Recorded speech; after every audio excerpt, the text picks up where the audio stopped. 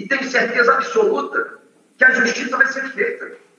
E muito em breve nós vamos ver hoje uma parte. E tenho certeza absoluta que ela também vai ser feita no STF.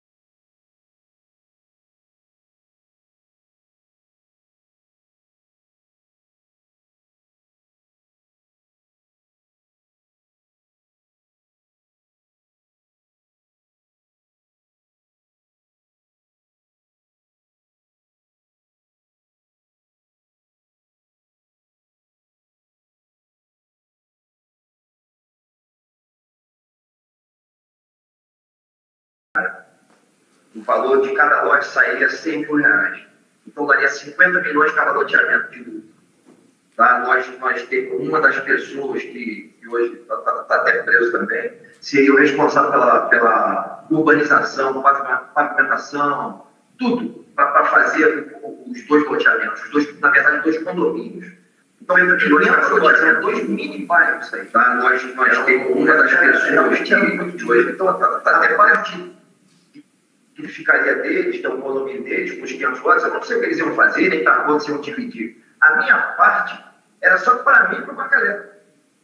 Então, quando eu decido chamar o Elcio para isso, eu não botei nem mesmo o Elcio por dentro disso. Eu não quis criar expectativa. E como eu disse anteriormente, eu tenho muita cautela, porque não é dizer que o Elcio é linguarudo, mas ele sem querer ele fala.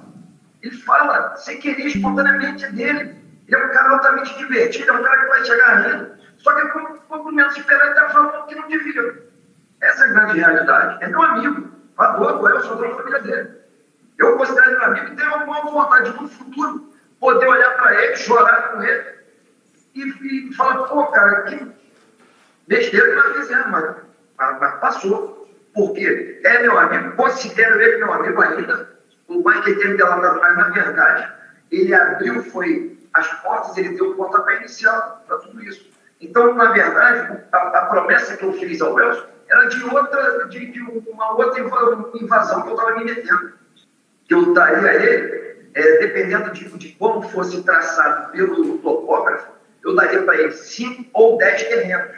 Porque se os terrenos que fossem traçados lá nesse outro loteamento, não tem nada a ver com isso, não tem nada a ver com o caso Marielle, se fossem de 200 metros quadrados, eu daria a ele somente 5 terrenos. Se fossem de 100 metros quadrados, eu daria a ele 10 terrenos, que daria para o mesmo valor. A senhora entendeu? Então, eu daria a ele R$500 mil. Esse é o que eu queria adiantar a ele.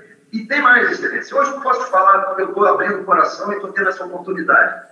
Não ia ficar só nisso. Mas eu não podia ter a expectativa dele. Eu ia ter depois 25 milhões, pô. O Elcio é meu amigo. Eu tenho o Elcio como meu irmão, pô. Então, depois eu carregaria ele, eu vou dizer assim, numa gíria popular, no meu rebote, para que ele botasse o que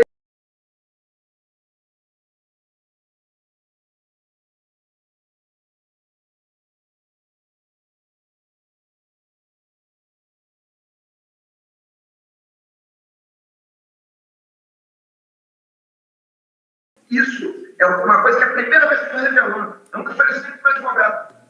Mas depois que eu tivesse com o meu dinheiro no bolso, os meus 25 milhões, ainda tem mais. As pessoas queriam que nós geríssemos lá, fôssemos gerir depois daquilo, uma milícia. Excelência, eu não fui miliciano. Quando o governo apoiava a milícia, quando eu era novo, não era depois de velho. Eu simplesmente enganei as pessoas. Eu falei, apertei a mão e disse, deixa comigo. No final, estamos lá sim, para o que deve vier. O Macaré ele tinha uma visão um pouco limitada para isso, tá? Então, o Macaré estava pensando já em botar a Kombi, o depósito de gás. Eu falei, meu Deus do céu, vai ter 25 milhões no bolso, cara. Pô, mas nós demos nossa palavra. Eu falei, tudo bem, vou ficar lá. Mas, na verdade, eu não ia ficar nada. Eu não ia ficar com 25. Eu não quis milícia na minha vida. Como eu acabei de dizer, quando o governo do Rio de Janeiro apoiava, pô, a gente sabia que tiveram vários governos, um atrás do outro aí que apoiou, pô. Eu não quis isso para mim. Eu vou querer depois de velho. Não era isso. Então, o que eu queria é o seguinte, meus 25 milhões. Então, depois que eu tivesse com todos os lotes vendidos, pagasse lá, desse lá alguns lotezinhos para o cara fazer a pavimentação, não precisava nem botar mão no dinheiro. Era simplesmente dar alguns lotes para o cara. Era assim que esse cara ia receber. Vai fazer o quê? O topógrafo faz lá a divisão, vai fazer as ruas que tem que fazer, os acessos, esgoto, tudo isso, pagando com lote. Então, a parte do cara, por exemplo, vamos supor, ele me cobrou R$1 milhão para fazer a pavimentação. Vai levar 10 lotes. Me cobrou 2 milhões de pavimentação, com posto por tudo, ele dando material todo. 20 lotes. E por aí vai. Então, meus 25 milhões iam cair para 22, 23. Pô, ainda era dinheiro pra caramba. Você com 20 e poucos milhões, você é rico em qualquer lugar do mundo. Basta saber ter inteligência para lidar com isso. E como eu disse ainda agora, eu ia depois disso arrastar o Elcio comigo. Porque o Elcio é meu amigo. E não só o Elcio, eu tenho outros amigos. Eu tenho amigos que nunca foram nem polícia, mas que eu considero amigos. Eu tenho gente do passado. Então eu arrastaria essas pessoas que nunca tiveram uma chance na vida. Tem gente que não tem chance. O Elcio teve chance. O Elcio foi policial, acabou se enrolando lá e deu azar. Mas tem um amigo meu lá do Neto, por exemplo, Alexandre, o cara nunca conseguiu um emprego na vida. E não foi por falta de tentativa, não, porque eu já vi. Eu cansei de tentar ajudar ele a trabalhar. Eu cheguei a conseguir até alguns empregos para ele, mas ele não conseguia estudar. Era um garoto, ele na verdade era adotado, era um garoto cheio de trauma, ele apanhou muito como criança. E aí uma senhora lá adotou ele. Então, pô, mas o Alexandre é meu amigo, é meu irmão. Então eu até me emociono falando isso. Alexandre não vai ficar para trás, Elcio não vai ficar para trás, e um grande amigo meu de apelido, Gato do Mato. Eu chego a me emocionar quando eu falo disso, porque, apesar do dinheiro ser sujo, eu ia tentar rebocar as pessoas que eu gosto. Eu fiquei cego com isso, Excelência. Fiquei cego, era muita grana. Nessa época eu tinha tendências suicidas. Eu queria acabar com a minha própria vida. Eu tinha essa tendência. Eu estava bebendo como alcoólatra, tinha dia que eu bebia 5 garrafas de uísque. Minha mulher falou, o que tu quer fazer da tua vida? O que tu quer, cara? Qual é o teu problema? Eu, na verdade, isso aconteceu depois da minha amputação, mas isso não justifica. Mas enquanto você não tem um acompanhamento psicológico, enquanto você não tem... Na verdade, eu nunca tive. Nunca tive. A polícia não me deu, eu recebi seguro e tudo, mas não existe um acompanhamento. Não existe nada, não tem. Então, na verdade, você fica sequelado sim. Eu depois que perdi minha perna, pô, eu bebia pra caramba, comecei a fazer um monte de besteira. Pô, desculpa até, é um desabafo, eu sei que ninguém tem que ouvir isso também isso não justifica nada, não justifica a besteira que eu fiz, a covardia que eu fiz, nada disso justifica, tá? Não estou aqui para tentar me justificar com nada, eu só estou tendo uma oportunidade de desabafar um pouco, porque eu estou há quase 6 anos preso e não tenho praticamente o que falar. Na grande verdade, eu fiquei 5 anos e pouco no presídio federal e agora estou num isolamento aqui também em São Paulo. Então, quer dizer, eu não tenho com quem falar. E hoje é uma oportunidade de pedir perdão. Eu falei com o doutor antes de ontem, no vídeo que...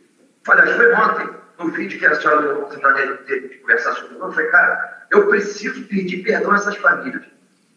Inclusive a minha. A minha está sofrendo. Tá? Não tanto quanto eles perderam.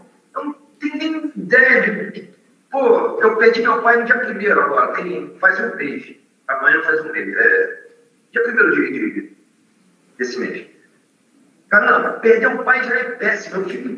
Eu tento imaginar, tento me colocar, me perdoe, mas a maneira que eu estou falando, não sei se eu estou exagerando, mas perder um filho deve ser a coisa assim, mais triste do mundo. E eu perder um marido deve ser terrível, e eu fiz isso. Eu fiz isso tanto com a Maria quanto com o Anderson. Então, quando eu digo que eu corri o risco sim, sabendo que aquela munição ali era problemática, era uma munição altamente asfixiante, corria o risco. Então, eu agradeço a oportunidade que eu tive de pedir perdão à mãe da Marielle, o pai da Marielle, a esposa do Anderson, os pais do Anderson, a todo mundo, a minha família inteira, a todos, e a toda a sociedade. A toda a sociedade. Tá bom. Indago ao jurado se algum outro jurado quer fazer alguma pergunta. Querem? Não? Então, eu dou por encerrado o interrogatório do acusado Rony. Agradeço a sua oitiva. Eu vou pedir agora que o senhor saia do link, tá bom? Nós vamos fazer um pequeno, breve intervalo aqui, e aí nós vamos chamar...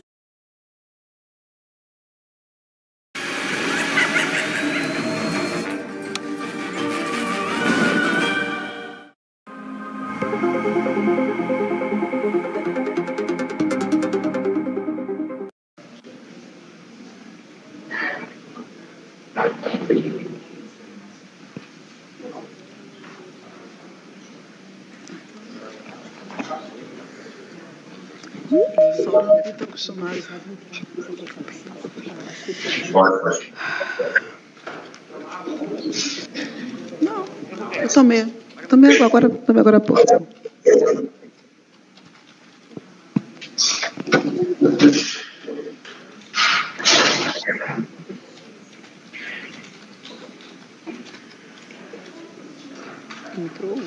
Dona Marinete, antes até da juíza falar, se a senhora não estiver se sentindo bem, não quiser depor, o Ministério Público pode abrir mão da senhora, só... Não, tá bem? Estou bem, Paulo. Obrigada.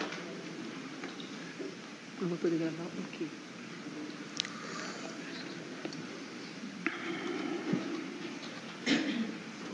Calma.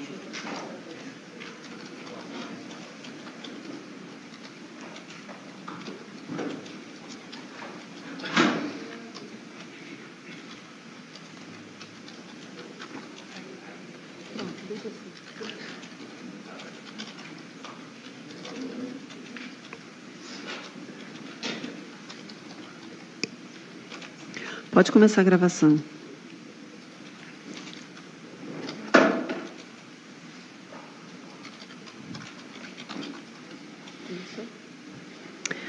A senhora é Marinete da Silva, não é? Sim. Boa tarde. Boa tarde.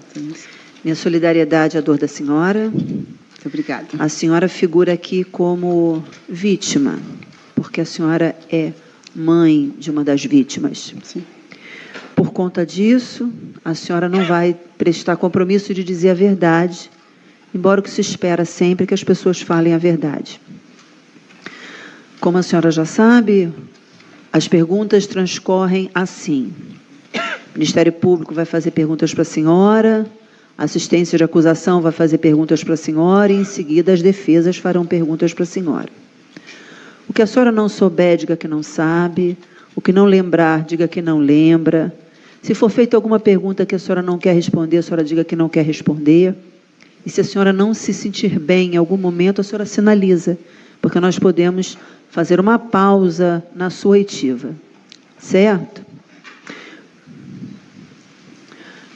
Pode? Ela aceitou? Pode abrir a senhora não se opôs a falar na frente dos acusados, né? Não, pode abrir.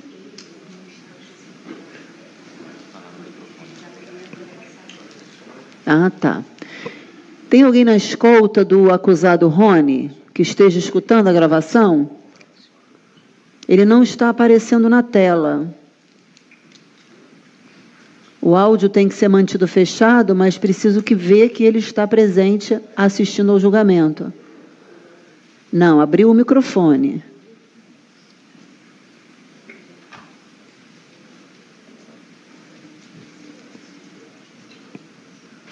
Tirou. Senhor Elcio, o senhor pode mostrar que o senhor está sem as algemas? Obrigada.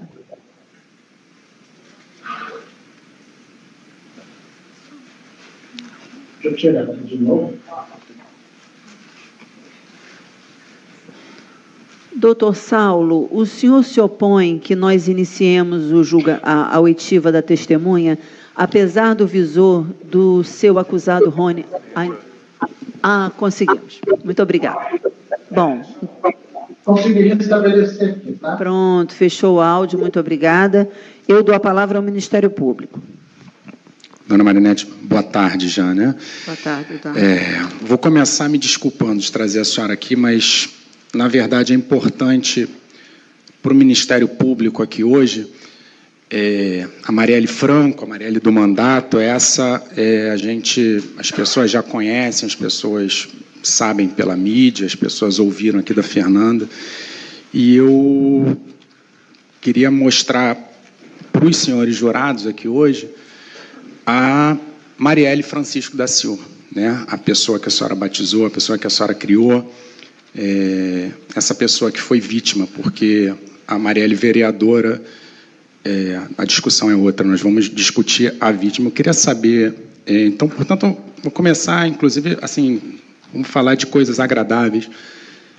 Como é que era a Marielle, dona Marinete? Assim, como é que foi a infância dela? Foi uma infância fácil, tinha tudo que ela queria, foi uma infância brigada, ela teve que, né, trabalhar, estudar. Como é que foi isso? Eu queria que a senhora contasse para a gente.